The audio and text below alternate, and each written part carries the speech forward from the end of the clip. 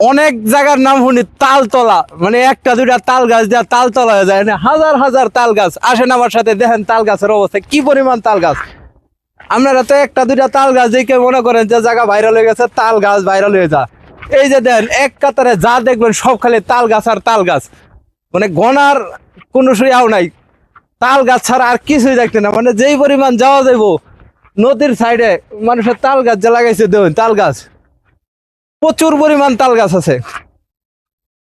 যারা এক কাতারে অনেক গাছ দেখতে পছন্দ করেন, গাছ গাছালি খুব পছন্দ করেন, তাল গাছ। আর এই যে সাইডে এটা হলো বাদাম, ওই যে বাদাম খাইন যায় পার্কে যান, এনে যান হেনে যান গিয়ে বাদাম টিপে টিপে খান বান্ধবীলে। এই যে দেখুন আমরা চরের বাদাম, এটা কিন্তু আর অন্য কোনো হানের বাদাম না, আমরার বাদাম। এই ঢাকায় যা বিভিন্ন জায়গায় যা পরে আপনার বাদাম খান, এই যে নিচে বাদাম উপরে যেটি আছে সব বাদাম।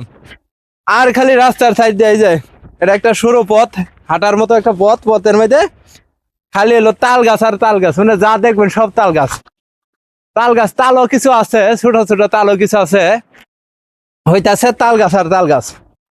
আসেন আমার সাথে দেখেন চর এলাকায় কি কি আছে আপনার ঘরে দেখাই একটু। এটা আমাদের একটা নদী, এটা আমাদের কাঁচামাইটা নদী, এটা ব্রহ্মপুত্র নদীর একটা শাখা। ব্রহ্মপুত্র নদী শাখা রেখা অনেক দূরে চলে গেছে, এনে শাখাটা রয়েছে। নদীতে সবই আছে, খালি পানি নেই, কারণ এই যে ব্রিজ হয়েছে।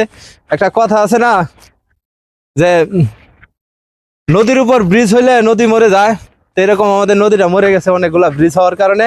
এই জায়গার মধ্যে আগে আশেপাশে কোনো বাড়ি ঘরই ছিল না, এখন বর্তমানে এই যে দেখতেছেন খুব সুন্দর সুন্দর বাড়ি ঘর হইতেছে, অনেক জায়গাতে মানুষ বাড়ি করতেছে।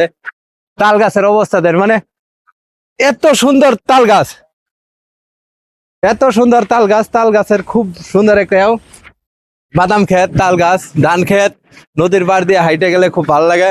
হয়তো নদীর মধ্যে পানি নাই, এছাড়া সবকিছুই আছে। মানে ওই মাথাতে শুরু করে এই পর্যন্ত খালি তাল গাছ আর তাল গাছ, তাল গাছ আর তাল গাছ, খুবই বড় বড় তাল।